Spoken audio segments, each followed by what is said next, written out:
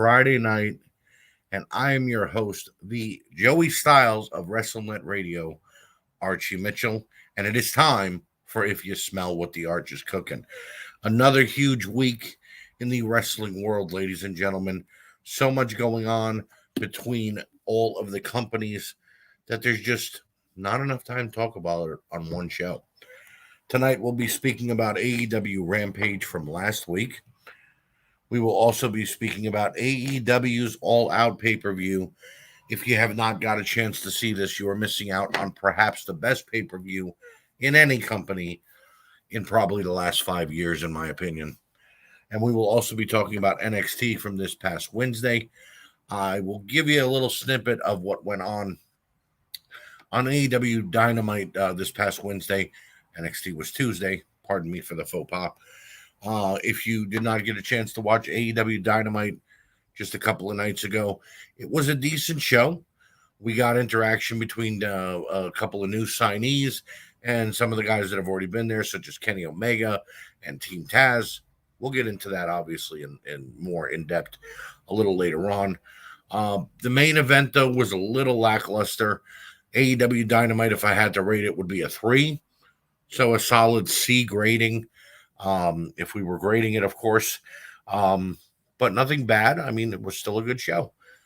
Let's not waste any more time, though. It is time for quick hits. We don't have many. So crack open your favorite frosty beverage and join me as we dive into some quick hits. So, quick hit number 1, Vince McMahon called an emergency creative meeting early Monday morning before Monday Night Raw. Vince is scrambling.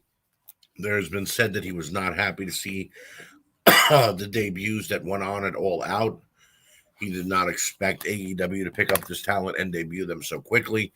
He feels that Raw's scripts are not as good as they should be at the last minute. He is still ripping up scripts, changing things at the last minute.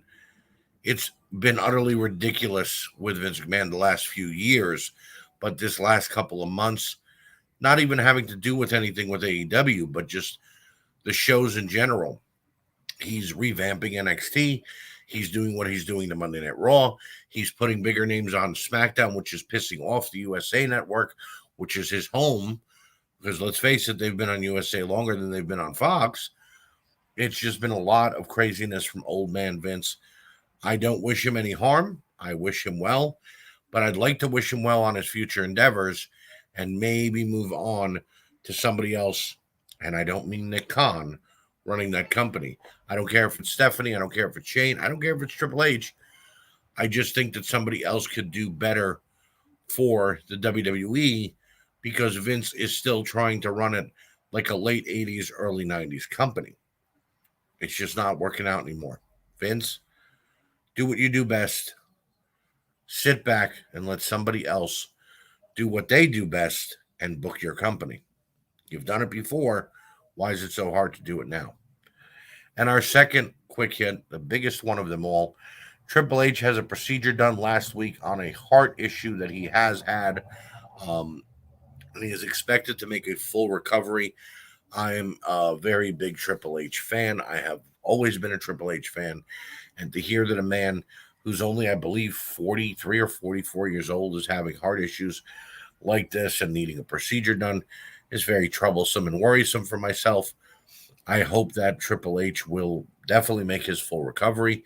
Of course, he's not a full-time in-ring wrestler anymore, but I'm sure he's had a lot of stress on him being in the WWE and everything that's going on. So I'm more than sure that has not helped him to feel better in any way, shape, or form. But I do wish him well. I hope that he comes back sooner rather than later. And when I say I don't care if it's him or Shane or Steph, I do care. I know Hunter could run the WWE in a good way. I know that he could make it what the fans want. And I know that he'll give us really good talent, putting on really good matches, as opposed to the same rematches that we've seen on Raw and SmackDown over and over and over again. How many times are we going to see Sheamus and Drew McIntyre now sprinkled in with a little bit of Damian Priest? How many times are we going to see Dominic Mysterio lose to Jimmy Uso? and then get pissed off at his family. It's just too much going on in WWE that's all the same. Again, I wish Triple H a full recovery, and I hope that he will be back and doing his job as only he can very soon. And now we move on to AEW Rampage for this past Friday night. Of course, today is Friday, so this is last week's episode. We are a week behind on this because it's the only way that I could bring this to you, the people, on time. Great opening matchup was Malachi Black versus Lee Johnson. Lee Johnson is a member of the Nightmare family. Good feeling out process with Johnson looking good. Black turns it around with innovative offense and then begins pounding down on Johnson with the right hands. Black continues to punish Johnson and isn't looking to win, but to continue his assault. Malachi hands Lee a chair and says he'll give him one more shot to take Black out, but Black hits his spinning heel kick and gets the pin and a very nice win in a 12-minute opening matchup. This was not a masterpiece by any way, shape, or form, but this was a very good way to open up Rampage and continue the storyline with Malachi Black trying to destroy the Nightmare family. We get a replay, and here comes Dustin Rhodes to save Lee Johnson because Malachi Black was looking to take Johnson out even more after the match. Then backstage, Mark Henry gets an interview with Dustin. Dustin says he's challenging Malachi Black on Dynamite, and nothing Black can do to Dustin will stop him from getting revenge for the Nightmare family, for Cody, and for Arn Anderson. Good to see Dustin pumped up once again. The natural Dustin Rhodes is a really great talent, and I think that he will always be someone that a company can use to help bring up new talent. So I like seeing him here in this position. Miro comes out for his go-home promo before All Out. He says Eddie Kingston has failed and is John Moxley's bitch. This brings Kingston out, and the two trade words before Kingston tries to attack. Miro nails Eddie with the belt, and it looks like he's about to put him away, but Eddie fights back and nails Miro with a huge DDT to end the segment. These two giant bulls are looking to take each other's heads off. I could not wait for this matchup at All Out. And all I'm going to say is, before we even get into the All Out stuff, I was not disappointed, ladies and gentlemen. We then get Jamie Hayter and Rebel, not Reba, taking on Chris Statlander in a typical handicap match. But that's not saying it was bad. Hayter and Rebel double-teamed Statlander for the first few minutes. Statlander makes a great comeback and shows off some serious power when she has Rebel up on her shoulders and Hayter set up for a slam and delivers a devastating double slam move. Statlander locked in a crazy-looking submission on Rebel, and she tapped out at the 7-minute mark. A very good women's handicap match here. Like I said, there was nothing bad by it. It was a typical handicap match. We get a replay of how Dynamite ended, and this week, and how the Bucks and Omega got an advantage over Christian and Lucha Bros before this Sunday. Again, those two matches that were teased at the ending of Dynamite were definitely not disappointing in any way, shape, or form. CM Punk comes out to take to commentary, and he takes a lap around the arena and interacts with the crowd. And then we go to our main event, which is Darby Allin versus Daniel Garcia. And there are some that will say that this was not a good main event, but I'm not one of those people. They went back and forth the entire match. Garcia had a great showing with submissions and pure power moves. Darby was Darby and put his body through more pain than it needed to be, and he even had to put up with 2.0 trying to interfere. Darby picked up a submission victory at the 11-minute mark in a good main event. This is Rampage. It's a 1-hour show where they are going to highlight their younger talent. They did it with the opening main event. They did it with the handicap match. Now they're doing it with the main event. There is no reason for anybody to disbar this main event. 2.0 finally attacked, and we're getting the best of Darby and Sting, but CM Punk made the save to pay back Sting and Darby from Dynamite. We fade to black with Punk and Allen in each other's faces, and we are going to All Out next, ladies and gentlemen. Live from Chicago, AEW All Out opening matchup on the buy-in is the Best Friends and Jurassic Express taking on the Hardy front office. What a stupid name for a stable. We got to see some great double teaming from Private Party, and then we get to see Luchasaurus destroy everyone at one time. Some more back and forth between everyone involved, and Jungle Boy caught Angelico in the snare trap to get a submission victory in a 13-minute match. This was a great matchup. It deserved to be in the buy-in, though. I will not say, oh, well, this should have been on the main card, and that's not shitting on anybody that was in this matchup, but you want to get 10 men in a match. You want to go ahead and do it quickly, do it on the buy and let these guys show off a little bit, and then you can put them in a more prominent role on Dynamite and Rampage in the coming weeks. Hardy family then attacks and try to cut the hair of Orange Cassidy after the match. But Jurassic Express, the Varsity Blondes, and the Dark Order make the save. And after it's all said and done, we get a giant hug between all the faces in the middle of the ring. Not bad. Opening matchup for All Out is Miro versus Eddie Kingston. We didn't have to wait long. So glad this was the opening match. Right hands and chops and kicks were exchanged early on. On the outside, Miro took control and brutalized Eddie. Back inside, Eddie hulked up and delivered a Saito suplex to Miro. Miro fought back again and put Kingston in the game over, but Eddie made it to the ropes, reversed Miro, and hit a DDT for a 2 count. Referee was not looking. Miro delivered a low blow and then a huge kick to get the 3, and at the 18-minute mark ends this incredible opener for All Out. Miro, in my opinion, excuse me, in my opinion, Miro is proving that he is a devastating champion. They need to keep him off the mic a little less. Just let him bulldozer people. And I feel Eddie Kingston should have won here, but I'm not exactly upset because they put on a hell of an opening match. Moxley and Kojima are then next, and they start off with chops in the middle of the ring and then exchange right hands. Kojima gets the upper hand after a splash to the outside, but Moxley fights right back and nails a suicide dive of his own. Kojima again gains control and hits a diving elbow drop to the heart of Moxley for a 2. Moxley comes back with a discus lariat and then a big shot in the corner, but Kojima counters Moxley and sets him up on the top rope. Both men exchange bites. Jesus Christ, Mike Tyson must be home salivating. Kojima with a huge superplex, and Moxley rolls out and is hit with an apron DDT. Both men fought back into the ring, and Moxley countered the lariat and hit not one, but 2 paradigm shifts and picks up the win at the 12-minute mark. This was an excellent strong style match. If you don't know what I mean by that, ladies and gentlemen, Japanese strong style is just action, action, action. Chops, right hands, and then big moves. If you've never seen it before and you did watch AEW All Out, let me know what you thought of this strong style type match. Moxley getting the win here, no problem, because it was Kojima, who is a mid-carder in Japan. Great wrestler, but still a mid-carder. But then the Forbidden Door gets kicked off its hinge because Minoru Suzuki makes his way to the ring.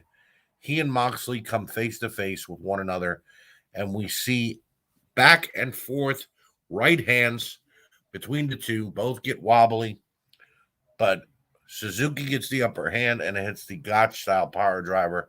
And this crazy SOB Minoru Suzuki is here in the States in AEW.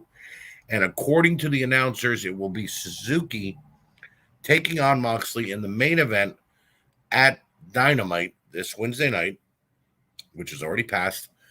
It was a good match, but it didn't last long enough for me. Another solid, strong style match between Suzuki and Moxley, but I just wish that they would have went like 20 minutes instead of the 10 that they got. In any case, though, Suzuki being in the States, seeing him in an AEW ring was great. I have followed his career the last 5 or 6 years, and he is just as crazy as Terry Funk. So if you've never watched a Suzuki match, get ready to see some pretty outlandish happenings throughout that matchup. We then get Britt Baker and Chris Statlander for the AEW Women's World title. This one was so back and forth, it was hard to figure out who had the upper hand. Statlander hit a deadlift superplex, but then Britt kicked out at 2.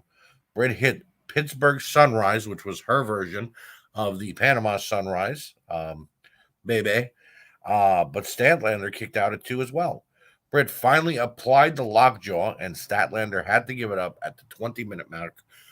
Great matchup between these two women. I hope that they get another match down the road. Britt Baker is an incredible speaker and wrestler. She is the face of the women's division, and Statlander is such a still raw talent that anything can happen with in the future. So it's great to see them both going toe to toe. And now we go to the match of the year, in my opinion.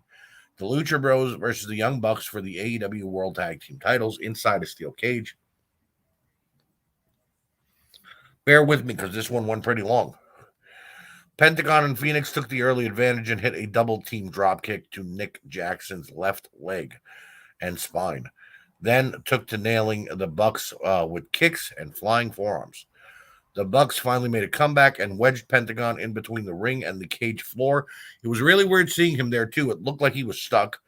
The Bucks used a sharpshooter and crossface on Penta with the cage for leverage, and then assisted senton to Phoenix. Crazy spot. The whole match was Jordan covered in thumbtack. I wrote this wrong. It was the Jordan sneaker covered in thumbtacks. This was a $5,000 sneaker with thumbtacks on the bottom of it. Pentagon and Phoenix both felt it with super kicks, and it looked horrifying when it made contact. Pentagon nailed the top rope Canadian Destroyer, but had nothing left to make a pin attempt. We then were treated to a super kick party, and these four men gave it everything. Phoenix and Pentagon then hit a double team pile driver, finally to pick up the win. Both teams were bloody as hell.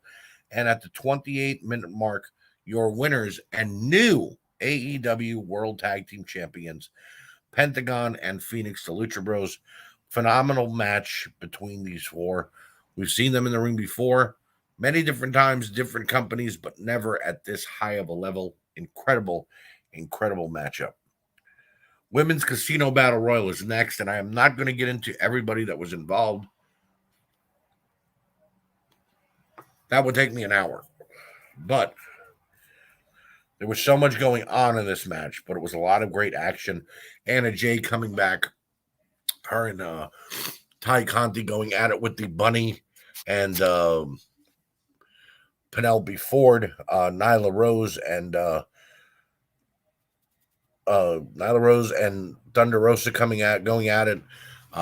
It was unbelievable. We got down to the final three: Nyla Rose, Thunder Rosa, and the debuting Ruby Soho, formerly known as Ruby Ryan. Thunder Rosa eliminated Nyla Rose by herself, which I thought was an incredible accomplishment. Down to 2, these two women began fighting on the apron. Rose and Riot trying to get the upper hand. Both of them showed great passion. Inzaguri on the apron, and Ruby Soho picks up the win.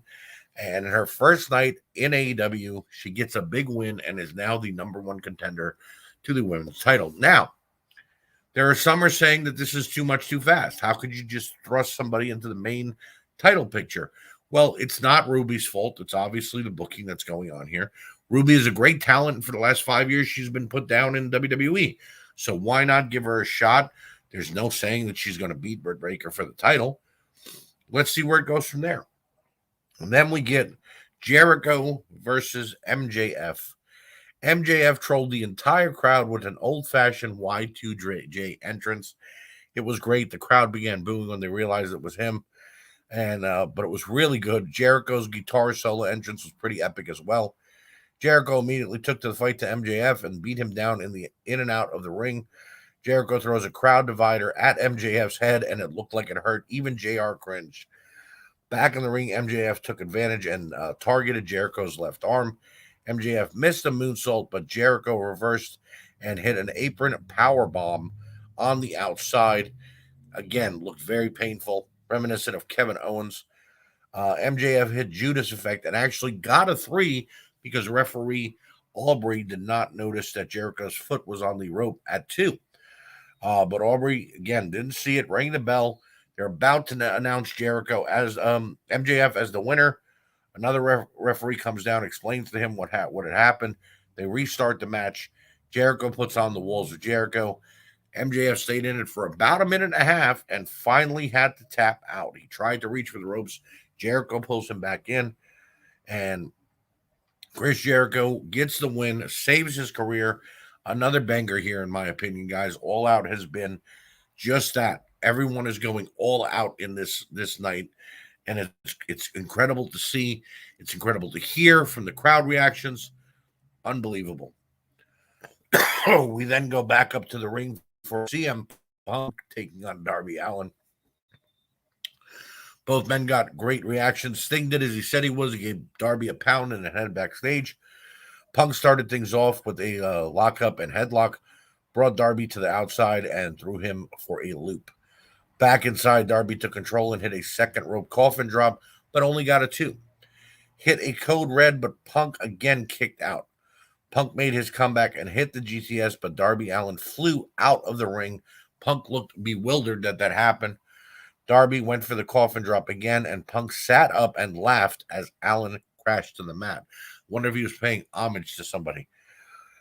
Allin tried for a poison Rana, but Punk countered it mid-move and put it back in the GTS and picks up the win at the 15-minute mark. And that was great to see after 7 long years of no CM Punk in the ring. He had a little rust, I'm not going to lie, but CM Punk is back. And if Dynamite has anything to tell us, he will now be feuding with Team Taz. So either Ricky Starks, Powerhouse Hobbs, or Hook. I don't think CM Punk's fighting Hook, but who knows. We then go to Paul White taking on QT Marshall. White destroyed all of the factory in one foul swoop, and then he set his sight on QT. Couple of chops and a slam, and it all led to a choke slam from Big Paul White in a 3-minute squash victory. I like this. It was a nice little nostalgia moment with Paul getting the upper hand and hanging on to it. QT got no offense in. There was no gun club to explain why Billy attacked Paul on Dynamite or anything like that. It makes no sense, but I guess they all can't be winners. But this was a good match. Happy to see QT Marshall get squashed. And finally, our main event at All Out. Christian Cage challenging Kenny Omega for the AEW World Heavyweight title. Both men had something to prove in the early goings, but it was all Christian. He hit Omega with a suplex and a backbreaker on the inside, but once the action spilled to the outside, Omega took over. Kenny slammed a table onto Christian and showed how devious he really could be. Tried for a one-winged angel, and then not once, but twice, and Christian found his way out of it. Christian hit 2 spears, but only got a 2 count. The Good Brothers tried to get involved, but Christian countered and hit his kill switch. Kenny went on to counter into a one-winged angel, but Christian turned it around again and finally hit the kill switch, but was only able to get 2. They fought to the top rope, and they went to counter each other, and again, Omega countered, and this time hit a devastating-looking one-winged angel from the top rope, and finally got the 3 in a 25-minute masterpiece, in my opinion, ladies and gentlemen. These two men showed everything they had, every card they were going to play, and even with the attempted outside interference, it still added to the story here. Congratulations to Kenny Omega for keeping the belt. The Elite rule the ring, but then the lights go out. Kenny Omega was delivering this devastating promo about nobody alive or dead being able to beat him. The lights go out. And when they go back on, he is here. Adam Cole, baby, is in AEW. That's right. Adam Cole's contract ended a month ago. They could not re-sign him to another deal. He was not looking to become a manager on the main roster or stick around and give up his Twitch. Cole was free to go. He he didn't have a no-compete clause. And he is now in AEW. And guess what? He's Super Kid's Jungle Boy. And the Elite is back together. Adam Cole joins. Hi. Hi. What are you doing here? Thought you weren't home. No, I'm home. I'm going to be gone tomorrow. For those of Oh, you, okay. Well, ladies and for those of gentlemen, you, Nate Maxon has just jumped into the show without me realizing. for those of you that don't know, we have. It's really is like a radio studio here at WrestleNet Radio. It's just a virtual Yes, studio. right, And I was editing one of our other podcasts, Reliving the Extreme, and I milled into the studio to try to find something and saw Archie was doing his show. right. So I just wanted to pop in for a minute. That's Um, okay. I always love having you on. Mainly because, well, most of the shows we do around here aren't about modern product. Your show is, so if I want to Yes, chime in on the modern product, I can exactly. horn in on this show. And I just got done speaking about All Out. I was speaking about Adam Cole coming in and joining the Elite. Mhm. And then after that, when he joined the Elite, we had another debut afterwards, too. Absolutely, and that's what I actually wanted to mention. Go right And ahead. I really, honest to God, think that All Out was, and anybody that listens or knows what we do here and what I talk about is I didn't watch Omega and Christian. I don't watch Kenny Omega. It was I good. don't watch, It was I good. don't watch things I don't like. However, from everything that I watched, that was the only match I didn't watch, top to bottom. I think that may have been the best pay-per-view effort from a wrestling company since WrestleMania 19. I said 5 years, so you're going back even further. So Yeah. you're going back 17 years. Yes, for me, it was that good. They brought it.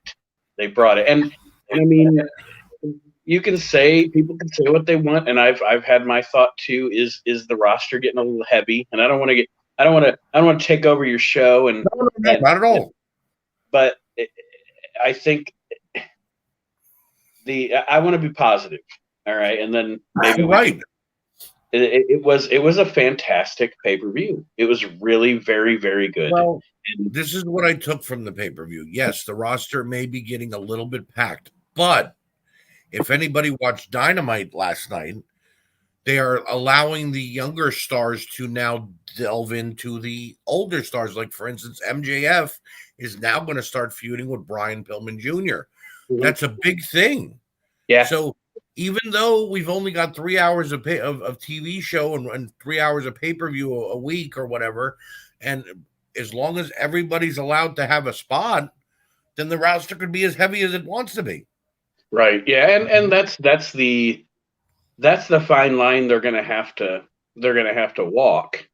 Right. Is okay? I'll just say it as an example. If you have they have to do what, and let's give Vince credit. They have to figure out what to do that Vince did from 1998 Right. till about 2002, Right. where you had Triple H, The Undertaker, Stone Cold Steve Austin, Mankind, The Rock. You had all these, but you have to find that balance, because if you don't, the trap you fall into when you have, and I mean, I'm sure it sounds like Kevin Owens is going there. After January, it seems like it. Yeah. You've probably got Bray Wyatt coming in. Right. Um, so and okay, so Malachi Black, Daniel Bryan, Adam Cole, who, in my Punk. opinion, best wrestler in the world. I agree. WWE totally screwed themselves by No, losing. they've been, and this was definitely one of their bigger losses. Yes. But they have to find that balance, because if you don't, then you fall into the trap the WWE fell into of 50-50 booking, Right. which ruins everything. Right. So I hope the best for AEW. This I is do the too. most impressed. Hey, Archie, you might Yes. actually have cardiac arrest. I liked a Young Bucks match. Well, Figure that that. cage match was phenomenal. They and I'm not a Bucks fan, I know. but I know. I thought that match was fantastic. No, it And was. They didn't just tell a story of like four guys wanting a title. They told a story of four guys not liking each other, willing right, to do whatever it took to hurt one another just to end this match. absolutely. So, but the whole card was that way. If you look at every match, everything was a back and forth match. Nothing was like a squash, except for the Paul White QT Marshall match, which that needed to be a squash. The less QT Marshall is on TV, the better. But but every match was back and forth, tooth and nail until the last 3 minutes when somebody would take over, hit their finisher, and end it. So that was good. I really enjoyed. I thought that for 7 years off, Punk did really well. He had ring rust, but he did well, and Darby did his best to protect him. I think Punk is. I absolutely loved the homage to the Bret Hart 1-2-3 Kid match, because any of us that grew up in the 90s, and watched, I mean, that was one of the best TV matches of the decade. Oh, definitely. And so and CM Punk, Darby lost nothing in losing. No, he didn't, because he loses anyway. He lost to Ethan Page. He lost. It's not like he's a big winner. He doesn't win every match. Right. I'm not saying he's a loser, though. He wins when it matters. You know what I mean? Former TNT champion, but he lost nothing because he lost to CM Punk. And much like Waltman in '94, he's got his future ahead of him. It's not now, like. Do you think that possibly Punk was trying to maybe troll the Undertaker when he sat up for the coffin drop and then started laughing? I don't know necessarily that he was trying to troll the Undertaker. I think he was trying to tribute the Undertaker. Yeah, well, that's what I mean. But I mean, the way he laughed was like when Undertaker and Brock did it at Mania, and it was like, so it seemed like he was having fun again.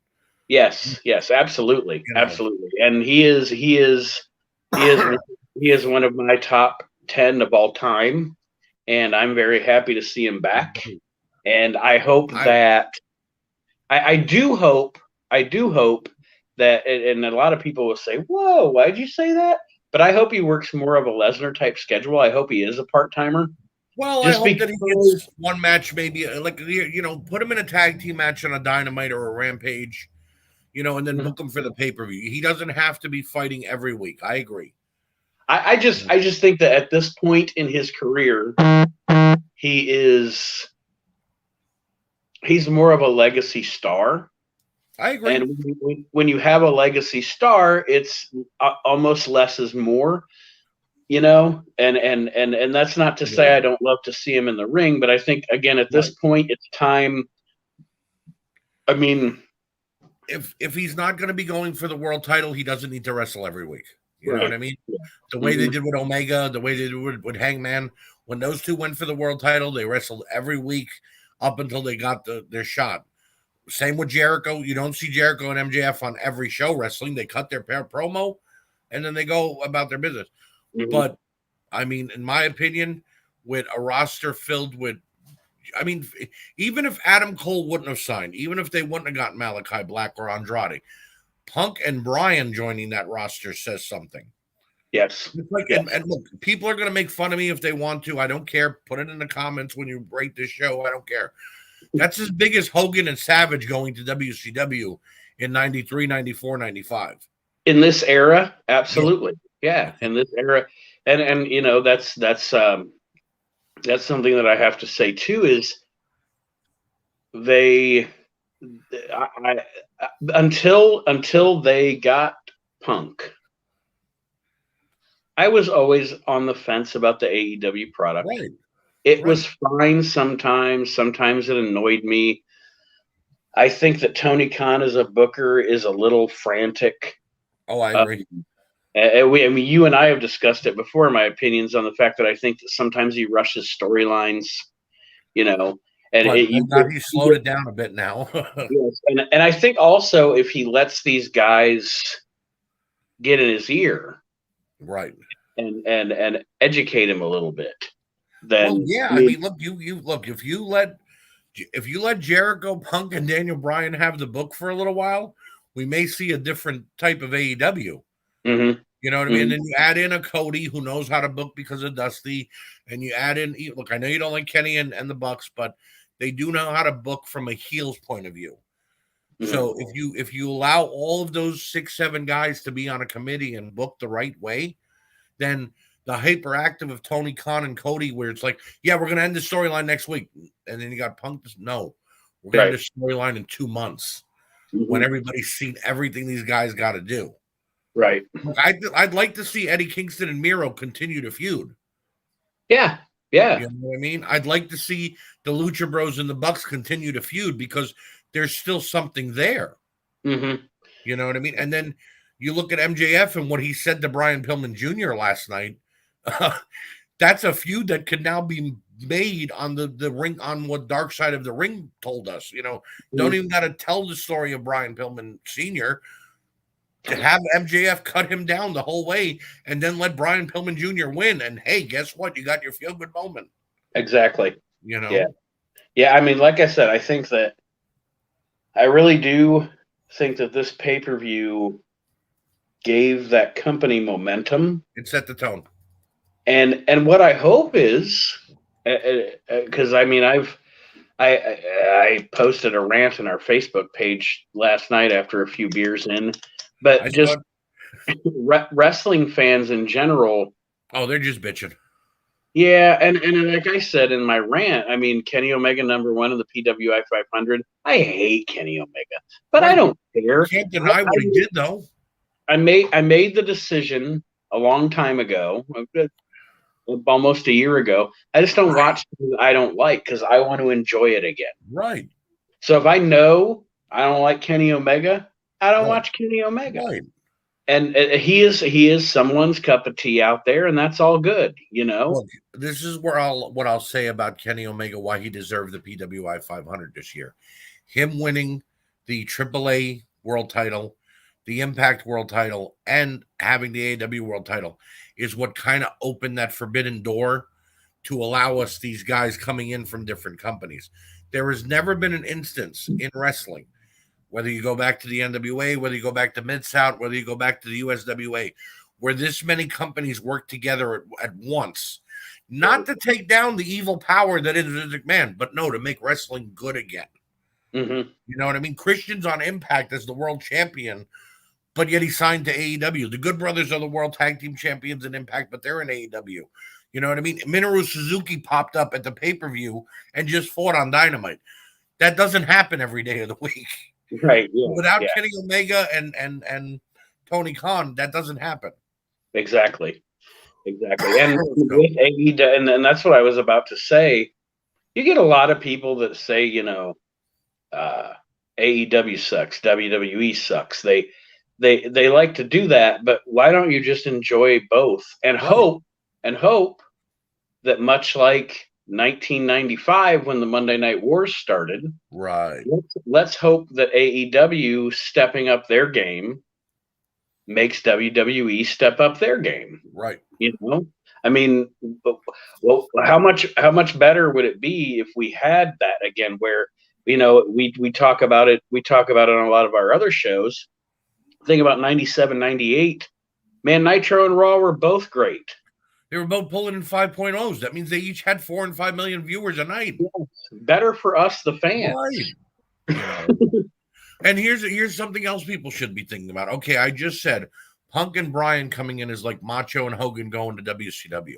Okay, who's going to be the Goldberg in AEW? Who's going Right. to be the Stone Cold Steve Austin that leaves AEW because they didn't let him do what he wanted, and or leaves any company and comes to the WWE to save the day and bump them up in ratings again?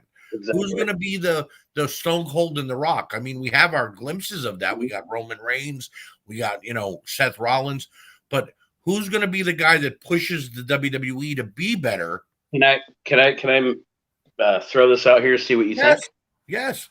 You just said that, and I was thinking about WWE. And when I Mhm. think about WWE, obviously I want to think about Vince's vision of a pro wrestler. Right, There are two guys on the AEW roster right now that if Vince were to pluck them, right. would be huge stars and could be game changers for him. And Okay. people might balk when I say this. However, I think Vince McMahon would be terribly interested in both Wardlow Okay. and Brian Cage. As much as I agree, I don't see them being huge though. Like I see maybe like if Brian Cage came into WWE, they'd give him 6 months of push, maybe even put a world title around his waist. but then I see him going the Ryback way. And that's possible. And You that's know, possible. Wardlow may be something different because he does know how to talk a little more. He does know how to. And I don't think the AEW, from what I've seen of him, because when I first saw him, I was like, you remember, I was like, where's Waldo? I was like, where's Yeah, Waldo? Blah blah yeah, blah. The more and more I watch him, the more I see he has a charisma and yeah, he has a look, and I yeah. think he has a really really big future. But I also think he's one of those guys that He'll Vince get lost in the McMahon, shuffle. yeah, and he's one of those guys that Vince McMahon would just strap a fucking rocket to. Oh yeah, oh You yeah. know, I really do think that. And Night one, he steps through the ropes, beats the crap out of Roman Reigns, and grabs the title and walks away. You know what I mean? or he could be carrying Cross in a big helmet. I don't know. Right, he could be. Jesus, they really killed that push. I love carrying Cross. I Me have for too. like 8 years, and now they're just destroying him. Yes, and I want to tell you guys, Scarlett's cool as shit. Before they hit the WWE, Mm-hmm. she was actually at. Well, okay, we're going to be at the Heroes and Legends thing Right. on October 2nd. Right. She was at the last show Aaron and I went to before COVID for that promotion, and Right. she was cool as shit.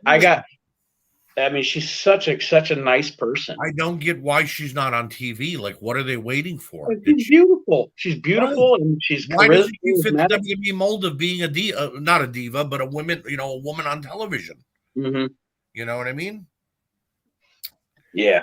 It's Vince saying, I don't want Cross to get pushed by having a woman next to him because it'll end up like Sable again. But yet you got him dressing up like a BDSM. Yeah. Or whatever, like a reject. He's they got him dressed up like he's rejected from Demolition. Yeah. Yeah. I had Raw on the other night. Wife's watching it with me. She sees him coming down the ramp. She's like, what is that? Like, that's Karrion Kross. She's like, no, that isn't, because she knows who he is because of me. She's like, that's Karrion Kross. She pointed to one of the figures I have of him. Like, yes, but that's him now on the main roster. She's like, so he's into bondage? I'm like, I don't know, honey. I don't know his everyday routine. So then they gave him Farouk's original belt. Yeah, but now he takes off the mask and he begins wrestling in the attire that he's got on. She's like, wait a minute. He's got to wrestle in all that shit? I'm like, yep. Yes, he does.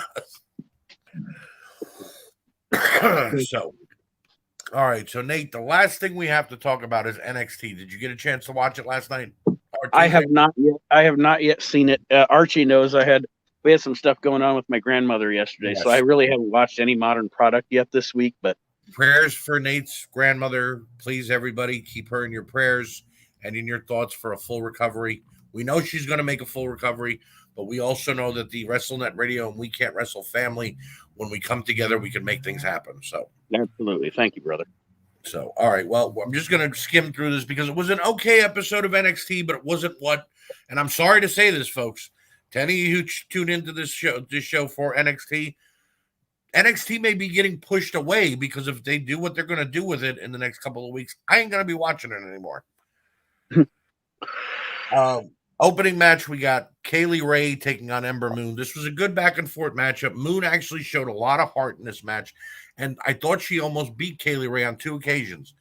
But Ray, this woman from the UK, who I've watched for like the last 4 years solid, she was the 481-day women's champion in the UK for WWE. Hit a gory bomb, which you know what that move is, Nate. Yeah. It's not an easy move to set up out of nowhere. She hit this move out of nowhere and got the win. It's not like you just can put somebody in a gory bomb without them realizing. You know. But it was a good 17-minute opener. Then we get the Indy Hartwell bachelorette party for her wedding coming up next week. Have you been following the Indy Hartwell Dexter Lumis wedding?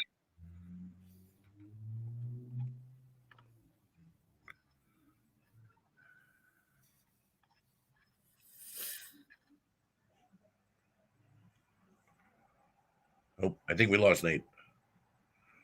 Yep, we lost Nate. All right. Well, thank you to Nate Maxon for joining me. If he wants to pop back on before we get done, he is more than welcome to. We got Indy Hartwell's bachelorette party. She thanked all of the unknown NXT women that were at the table, and now she's going to go spy on Dexter Loomis's bachelor party. We then get Carmelo Hayes taking on Santos Escobar. This was a 15-minute classic, in my opinion.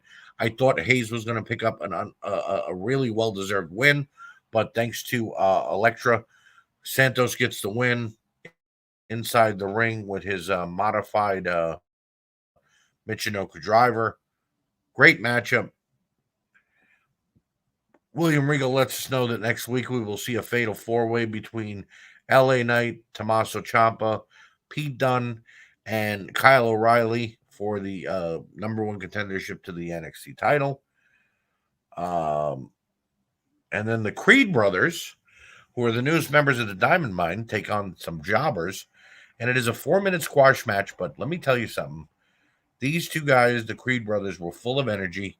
Picture the Steiners when they were first in WCW, mix in a little bit of LOD, and then finish it off with High Voltage from WCW. They were crazy, the amount of moves that they put on. It was a 4-minute squash. They got the win. Hit Row lets us know that Legado del Fantasma, that this is not over yet. And I'm kind of happy because I like where this storyline's been going. We got Io Shirai and Zoe Stark defending the women's titles against Casey Carter and Catarezano. It was actually a better match than I thought, considering we had Team Botch on one side and Team No Show on the other. Really good back and forth. Zoe Stark hit her inverted GTS, and then Io Shirai hit her top rope moonsault, getting the win at the 12-minute mark. After the match, Gigi Dolan, Mandy Rose, and JC take out Carter and Catarezano. Mandy was sporting a face mask to sell the broken nose from last week. And we get back now to Dexter Loomis's bachelor party. This was funny because they actually were playing games. It wasn't a bachelor party in a strip club or anything like that. First, they threw axes. And then then they went go-karting. And then to finish it out, they did laser tag. And Team Johnny with Dexter Loomis won. Dexter and Johnny seem to be getting closer. But Johnny Gargano lets Dexter know that he will not be paying for anything involved in this jinx with those two men and everything going on with Dexter and Indy for their wedding coming up. We then get Mei Ying taking on a jobber, and this was a 2-minute. Mei Ying gets the win with her Tonga Death Grip. She will have a women's title match next week. Frankie is ecstatic. She says no one will be talking about Index next week, but they'll be talking about her becoming the NXT Women's Champion. And then finally, MSK taking on Dan with the strong style of Birch and Lorcan. MSK hit a brilliant-looking double-team stomp to keep Lorcan on their side of the ring. Birch turned the tides and put Carter down with multiple German suplexes. MSK fought back, hit their finisher, and put Birch away to retain the tag team titles at the 13-minute mark. Great main event. Decent episode of NXT. Go out of your way to watch Rampage. Go out of your way to watch All Out. Go out of your way to watch Dynamite from this past week. And yes, go out of your way to watch NXT before it changes. To end the show, Pete Dunne and Ridge Holland took out Birch and Lorcan, ending their relationship and their show and ending NXT for this week. And that is going to do it with the recap of everything that's going on in wrestling this week. And because Nate Maxon and I in the middle of the show did our little thing talking about what was going on, there is no reason for a grinds my gears. But I want to thank you guys for joining me as always. I will be back next week with our normal shows, which is our NXT, AEW Dynamite, and AEW Rampage.